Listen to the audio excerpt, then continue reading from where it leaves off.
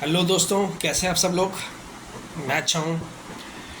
आज मैं जिस पॉइंट पे बात करने जा रहा हूँ वो बहुत ही गंभीर मामला है। मैं अपनी पर्सनल लाइफ से बहुत एक इम्पॉर्टेंट शेयर करने जा रहा हूँ आप लोगों के साथ। आज से लेकर नेक्स्ट 10 से 15 साल में जो सबसे गंभीर बीमारी एक आम आदमी को होने वाली है, दैट इज़ मेंटल इलनेस।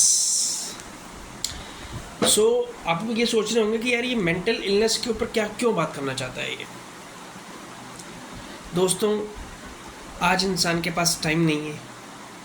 आज इंसान अपने रिलेशनशिप, अपना पर्सनल वर्क, अपना प्रोफेशनल वर्क, अपना फाइनेंशियल, उसके पास टाइम कम है। उसको सब चीज़ मैनेज करनी है। उसकी एक्सपेक्टेशंस बहुत ज़्यादा है। उसको लाइफ में बहुत कुछ गेन करना है और इन सब चीज़ों को मैनेज करने के लिए बहुत सारी टेंशन्स हर इंसान अपने दिमाग में लेके घूमता है। अगर आपने कभी ये नहीं फेस किया है ये मत समझिए कि आने वाले टाइम में ये सब चीज़ें नहीं होंगी। ये अच्छी बात है कि आप इसको मैनेज कर रहे हैं। आपके फादर मदर या आपकी फैमिली में ऐसे हैं जो आपको गाइड कर रहे हैं या आपको पता भी नहीं लगने देते कि ऐसी चीज़ें हैं। लेकिन सीरियसली मैं बात बताऊँ तो एक आम आदमी, एक कॉर्पोरेट सेक्टर में काम करने वाला आदमी मेंटल इलनेस से बहुत बुरी तरह से जूझ रहा है। पता नहीं लगने देता वो, लेकिन अंदर अंदर जूझता रहता है।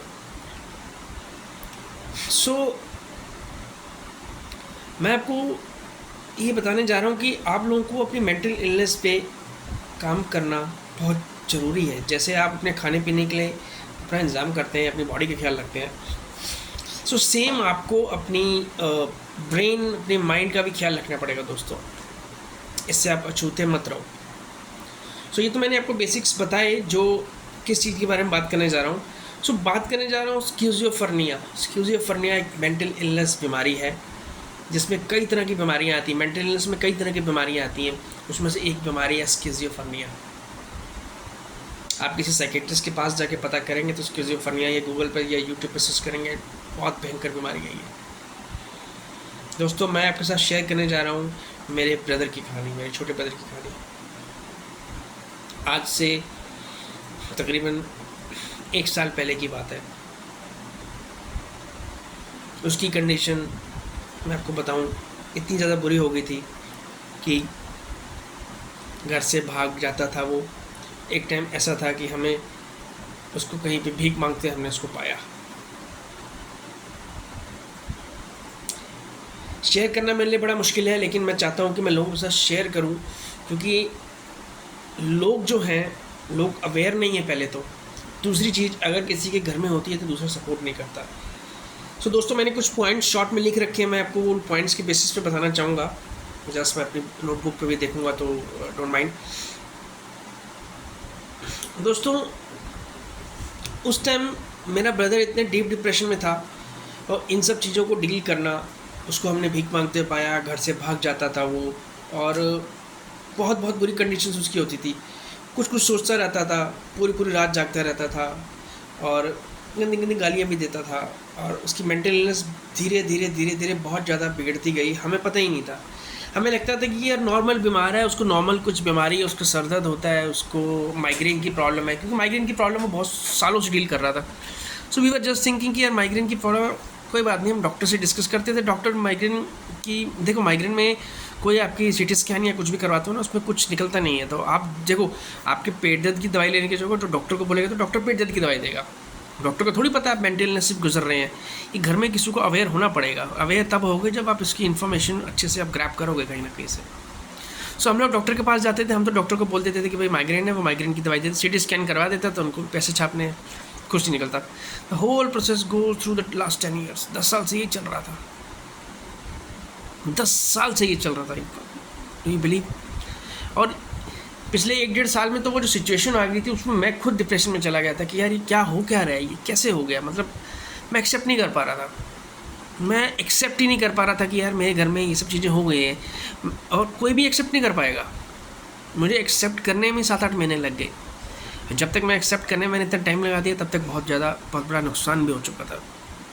फाइनेंशियल तो नुकसान हमारा हुआ ही, आसपास के लोग, सोसाइटी, कोई भी हमारा सपोर्ट नहीं कर रहा था, कोई भी नहीं। मैंने कितने लोगों से हेल्प मांगने की कोशिश की, मैं आपको बताऊं, एक भी बंदा सपोर्ट नहीं कर रहा था, एक भी सिंगल बंदा। क्योंकि कोई भी बंदा नहीं चाहता यार, जो नॉर्मल बंदे के घर में ऐसी चीज़ें होती नहीं है, अच्छी बात नहीं होनी चाहिए, लेकिन किसी घर में होती है तो मैं आपको कहूँगा एटलीस्ट सपोर्ट कीजिए। अगर आपको कुछ नहीं मालूम है तो कहीं और से लेकर सपोर्ट कीजिए, क्योंकि ये मेंटल इलनेस किसी भी अच्छे खासे जीते जागते किसी बड़ी कंपनी में एक मैनेजर या बड़ी कंपनी में CEO वाले बंदे को भी हो सकता है। For example cafe coffee day के जो मालिक थे, आपको पता होगा, उन्होंने भी सुसाइड कर लिया। ये मेंटल इलनेस ही तो है। ये मेंटल इलनेस किसी भी कारण हो सकती है। आप लोगों को इसको बहुत ध्यान से समझने की ज़रूरत है। आप लोग क्या है कि खाने पीने और इन सब चीज़ों में तो बाज़ार में घूमना, खर्च करना, यहाँ वहाँ ऑनलाइन शॉपिंग कर लेनी, इन सब चीज़ों में खर्च करते हो, तो लेकिन आपकी जो ब्रेन है, आप अपनी मेंटल इलनेस से जो जूझ रहे हो, घर में किसी को समझने की कोशिश नहीं करते हो, उसके अंदर इमोशंस क्या चल रही है, उसकी फीलिंग्स क्या चल रही है। बस आप लोगों को अपनी मौज मस्ती से मतलब है। दुनिया इतनी फास्ट हो रही है कि किसी के लिए टाइम ही नहीं है। अपने बच्चों पे भी ध्यान दीजिए। देखो, तो अगर आप दोनों वर्किंग कंडीशन में हो तो आप बच्चों पे बहुत ज़्यादा ध्यान दीजिए। आप अपने बुजुर्ग माँ बाप पे ध्यान दीजिए, आप अपने आप पे ध्यान दीजिए। आपको सब पे ध्यान देने की ज़रूरत है। एज आसपास सोसाइटी में, आपके फ्रेंड्स, आपके ऑफिस में, देखो कहीं पर भी कोई भी किसी से जूझ रहे हो, आपको उन सिम्टम्स के बारे में पता होगा, तभी तो आप दूसरे को हेल्प करोगे। तो दोस्तों, उसका वेट मत कीजिए कि जब आप किसी उस दौर से गुजरोगे तब आप उसके थ्रू जाओगे। मैं ये कहता हूँ कि आप इस पे सजेशंस लीजिए, इस पे यूट्यूब पे देखिए, पढ़िए, और कुछ पेमेंट देकर भी आप अच्छे साइकियाट्रिस्ट से इस इन्फॉर्मेशन के बारे में डिटेल्स पे जा सकते हैं। कुछ ऑनलाइन फॉर्म्स वगैरह कर सकते हैं। तो बहुत सारी चीज़ें हैं इसमें, मैं खुद कर रहा हूँ। मैं खुद पेमेंट करके अच्छे लोगों से जान रहा हूँ, क्योंकि मेरे पास ऑप्शंस नहीं है, मुझे मेरे ब्रदर के लिए जानना है ये सारी चीज़ें। सो दोस्तों, ये बहुत इंपॉर्टेंट है कि मेंटल इलनेस के बारे में आपको जानना, और उससे भी ज़्यादा इंपॉर्टेंट है कि अगर किसी के घर में ऐसी कोई प्रॉब्लम हो रही हो तो आपको उसको सपोर्ट करना, पीछे नहीं हटना है। क्योंकि ये एक इंसान की ज़िंदगी का मामला है, ये कोई जानवर का नहीं है। लोग तो जानवरों का भी ख्याल रखते हैं, तो इंसान तो बहुत बड़ी चीज़ है। एक ह्यूमन बीइंग जन्म लेना, अगर वो किसी भी कंडीशन में किसी के साथ भी उसके साथ हैपनिंग्स होती हैं, तो हमारे परिवार और हमारी सबकी जिम्मेदारी है उसकी हेल्प करो। और अगर आपके परिवार में सब कुछ अच्छा हो रहा है, तो इसका मतलब ये नहीं कि आप दूसरे को बुरे नज़रिए से देखेंगे। ऐसा प्लीज़ मत कीजिए, ऐसा बिल्कुल मत कीजिए। दूसरे के लिए जितना सपोर्ट हो सकता है वो कीजिए, चाहे फाइनेंशियल सपोर्ट ना हो, लेकिन सजेस्टिव सपोर्ट, मैं कहता हूँ सजेस्टिव सपोर्ट, आप लोगों को सजेशन देना, वो मत छोड़िए। आपका एक सजेशन लोगों की लाइफ में चेंज हो सकता है। मैं बता रहा हूँ, जब मैं इस दौर से गुजर रहा था, तो इतने सारे लोग आके मेरे घर के बाहर खड़े होते रहे, आपका भाई तो ऐसा है, ये है, वो है, आपका भाई ऐसे डील कर रहा है। वो कोई मेंटल पेशेंट था। लोगों को इससे मतलब नहीं है, लोग जो है उनको अपने से मतलब है। मैं ऑफिस का काम छोड़ के, मैं बताऊँ, मैं ऑफिस का काम बीच में होल्ड करके, पॉज करके लोगों से डील करना, सिचुएशन से डील करना। मेरी फैमिली में मैं ही हूँ मेजर, तो उन सब चीज़ों से डील करना। हो सकता है आपकी फैमिली में मेंबर ज़्यादा हो तो वहाँ पे ख्याल रख लें, है ना। फीमेल्स होती हैं वो अच्छे से डील कर लेती हैं, लेकिन अगर आप अकेले हो, आप इन सब चीज़ों डील करना है, तो कहीं ना कहीं दैट इज़ वेरी डिफ़िकल्ट। आपको अपना प्रोफेशनल, अपना पर्सनल लाइफ भी मैनेज करनी है, सब कुछ मैनेज करना है। लेकिन इसका मतलब ये नहीं है आप किसी इंसान को छोड़ दोगे। दोस्तों, उसकी जगह आप भी हो सकते हो, या आप भूल जाते हो। जस्ट सिचुएशन रिवर्स कर लो ना, सिचुएशन रिवर्स करके देख लो ना। मेंटल इलनेस से आप गुजर रहे हो और कोई आपको सपोर्ट ना दे, तो दोस्तों, last attempt peoples go for suicide. So ये चीज़ें सही नहीं है। आपको सबको सपोर्ट करना है, किसी को बुरा नहीं, किसी को छोटा नहीं समझना है। सो दोस्तों, ये सारी चीज़ों से मेरा ब्रदर डील कर रहा था। तो मैं आपको बताना चाहता हूँ कि मेरा पर्सनल, प्रोफेशनल, मेरी health, everything was going through the painful face. वो फेस इतना गंदा था, क्या बताऊँ। उससे गुजरना एक आम आदमी के बस की बात नहीं है। मेरी विल पावर स्ट्रांग है, तो मैं उससे गुजर गया। बिकॉज मैंने अच्छे लोगों से कनेक्ट किया, मेरे पास कुछ अच्छे लोग हैं, उन्होंने मुझे गाइड किया, कंटिन्यूसली मुझे गाइड करते रहे। आपको स्टैंड लेना पड़ेगा। मेरे लिए कुछ लोगों ने स्टैंड लिया, इसलिए मैं इस फेस से निकला। अगर मेरे लिए कोई स्टैंड नहीं लेता तो मैं तो खुद टूट जाता। आपको स्टैंड लेना पड़ेगा लोगों के लिए, लोगों की प्रॉब्लम्स के लिए स्टैंड लेना पड़ेगा। छोटी मोटी प्रॉब्लम्स के स्टैंड लो ना लो, लेकिन बड़ी प्रॉब्लम्स के लिए मेरे दोस्तों स्टैंड लेना ही पड़ेगा। प्लीज़ स्टैंड लीजिए। जो लोग बड़ी प्रॉब्लम से जूझ रहे हैं, कोई भी प्रॉब्लम हो, रिलेशनशिप में हो, फाइनेंस में हो, कुछ भी, सजेस्टिव अप्रोच के साथ लोगों के लिए स्टैंड लीजिएगा। लोगों को एनरोल कीजिए सजेस्टिव अप्रोच के साथ। आप पैसा नहीं किसी की पे कर सकते, लेकिन आप डिसीजन और एक सजेशन दे सकते हैं ना। मुझे जो सजेशन दिया था, मैं आपको बताऊँ, हमारी सोसाइटी के गार्ड ने सजेशन दिया था। हमारी सोसाइटी ने गार्ड ने एक सजेशन दिया था। लोग सोचते हैं गार्ड मेड ये सब तो ऐसे सोचते हैं सोसाइटीज़ में, बट मैं बताऊँ कोई भी इंसान यूजलेस नहीं है। कोई भी इस दुनिया में जो भी इंसान है अपने मुताबिक, अपनी पढ़ाई के मुताबिक, अपनी एजुकेशन के मुताबिक कहीं ना कहीं जॉब कर रहा है। तो हर इंसान एक रिस्पेक्ट के लिए जायज़ है उनके रिस्पेक्ट करना। एक मैं बता रहा हूँ, गार्ड ने जो मेरे को सजेशन दिया वो एक ऐसा टाइम था, मैं बुरे दौर से गुजरा था। मैं आपको बताऊँ, पूरी रात नहीं सोया मैं, पूरी रात नहीं सोया। सुबह उठ के मैं यूट्यूब पे पूरी रात मैंने वीडियोस देखी। मैंने कहा कि मेरे को हुक और क्रुक, मेरे को इसका सोल्यूशन निकालना है।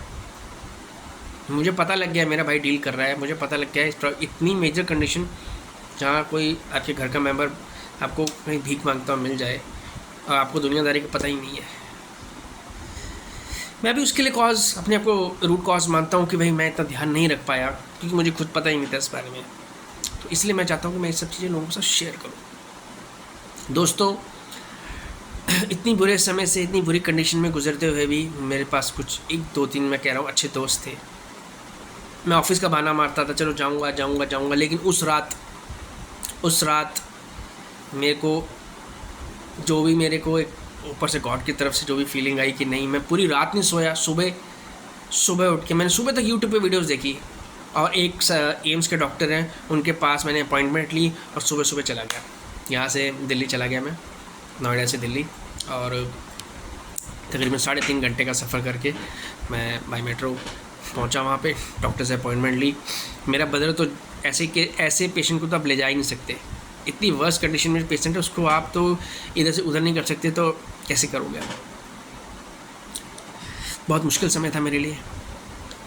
डॉक्टर्स को सारी सिचुएशन मैंने बताई। मेरे ब्रदर्स की कुछ मैंने वीडियोस बना रखी थी कि वो कैसे कपड़े पहनता है, क्योंकि ऐसी एक प्रॉब्लम है स्किज़ोफ्रेनिया जिसमें पेशेंट्स जो हैं वो गंदे कपड़े पहन के रखेगा। उसको लगेगा कि सब अच्छा है, उसको हेलुसिनेशंस होगी, उसको कान में आवाज़ें आएंगी, उसको ऐसे लगेगा, आप आसपास से गुजरोगे उससे लगेगा अरे तूने मुझे टच किया, तूने मुझे मारा, तूने मुझे ये किया। और कुछ भी होगा वो रात को चिल्लाएगा, वो आवाज़ें दिखेगा। आपकी पर्सनल लाइफ पूरी इम्पैक्ट है, पूरे घर पे सबकी लाइफ इम्पैक्ट है। अगर आप सोचोगे कि ऐसे बंदे को आप घर से निकाल दो तो दोस्तों ये गलत है। जस्ट इमेजिन सिचुएशन रिवर्स, आप उस सिचुएशन में होते तो क्या करते। कहने को बुरा लगेगा, अगर आपको कैंसर हो जाए तो क्या आपको घर के घर वाले बाहर निकाल देंगे। कोई भी प्रॉब्लम कभी भी किसी को भी हो सकती है दोस्तों। तो मेंटल इलनेस की प्रॉब्लम्स के लिए तो जानने के लिए तो आप इसको please be ready for this. आने वाले 10 सालों में बहुत भयंकर बीमारी बनने वाली है। और इंडिया में जो भी रिसर्च आ रहा है, इंडिया में 10% जो लोग हैं वो मेंटल इलनेस से मरने वाले हैं 2035 तक। अराउंड 10% लोग मेंटल इलनेस से मरने वाले हैं। उसमें से 5% लोग सुसाइडल अटेम्प्ट्स भी करेंगे। हमें ये इन्फॉर्मेशन देनी है, छोटे छोटे शहरों में छोटे लोगों तक पहुंचानी है। ये नहीं कि हम उस चीज़ का वेट करें। आज मेरे साथ हो गया, कल आपके साथ भी हो सकता है, कल किसी के साथ भी हो सकता है, खुदा ना खास्ता। अच्छी पोजीशंस पर लोग काम करते हैं, जैसे मैंने बताया कैफे कॉफी डे के फाउंडर ने सुसाइड कर लिया। So these things are normal these days. So please इनसे अंदर डील मत करते रहिए। अपनी प्रॉब्लम्स अपनी फैमिलीज़ वालों के साथ शेयर कीजिए। अच्छे कंसल्टेंट्स हायर करो जहाँ पे आप पैसा दे के आप चीज़ें जान सकते हो कि कहाँ मैं डील कर रहा हूँ, कहाँ क्या मिसिंग है। बहुत ज़रूरी है। ये भागने की कोशिश मत कीजिए। आप जिस दुनिया में जी रहे हैं ना, वो भागने की कोशिश करते हैं, अच्छी चीज़ों से भागने की कोशिश करते हैं, ये गलत बात है। सो दोस्तों, सभी ने मुझे कहा कि यार मैं आपको बताऊं, मुझे किसी ने सपोर्ट नहीं किया। जब मैंने एम्स के डॉक्टर से बात की, सारी सिचुएशंस बताई उसको, उसने मेरे साथ आधा पौना घंटा बैठ के सारी हिस्ट्री पूछी। आपकी हिस्ट्री भी पूछते हैं डॉक्टर्स, उस हिस्ट्री के बेसिस पर एनालिसिस निकालते हैं। उसने बोला your brother is going through schizophrenia. और जब मैंने सारी हिस्ट्री बताई तो हमें पता लगा कि वो 10 साल से बेचारा इस प्रॉब्लम डील कर रहा है। इतनी बड़ी चीज़ है। कोई बंदा 10 साल से आपके घर के अंदर, आपका मेंबर 10 साल से एक मेंटल इलनेस से डील कर रहा है और आपको पता ही नहीं है। So bad, I am feeling so bad for me कि मुझे पता ही नहीं है कि मेरा ब्रदर इस प्रॉब्लम से डील कर रहा है। ना मेरे घर में किसी को पता है, सब अपनी ज़िंदगी में मस्त है। हो सकता है आपका फाइनेंशियल अच्छा ना हो, कुछ भी कंडीशंस हो सकती है घर की कंडीशन, जैसे मेरी कुछ कंडीशंस थी, बट घर वालों को सपोर्ट करो।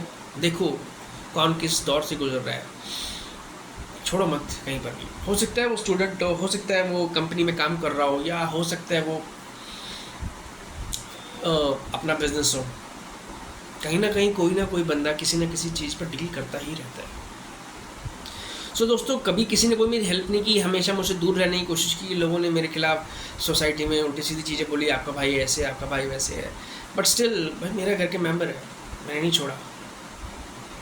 मुझे शुरू में समझ नहीं आ रहा था मैं क्या करूँ, लेकिन कुछ लोगों से डिस्कशंस करने के बाद मैं डॉक्टर के पास गया, और बिलीव मी मुझे समझ, मैंने फिर से यूट्यूब पे फिर से रिसर्च किया, गूगल पर रिसर्च किया, और अगले दिन अप्रॉक्सीमेटली 2 दिन बाद, 2 दिन तक मैं 2 दिन 2 रात फिर नहीं सोया, और 2 दिन 2 रात बिना सोने के बाद अगले दिन मैं सुबह उठ के 5:30 की बस पकड़ के नोएडा से सीधा गया आगरा। अरे आपको पता होगा मेंटल हॉस्पिटल है वहाँ पे आगरा में। दिल्ली में भी बहुत सारे हॉस्पिटल्स हैं, बट मैं गया आगरा। मुझे जो समझ आया मैं उस टाइम चला गया।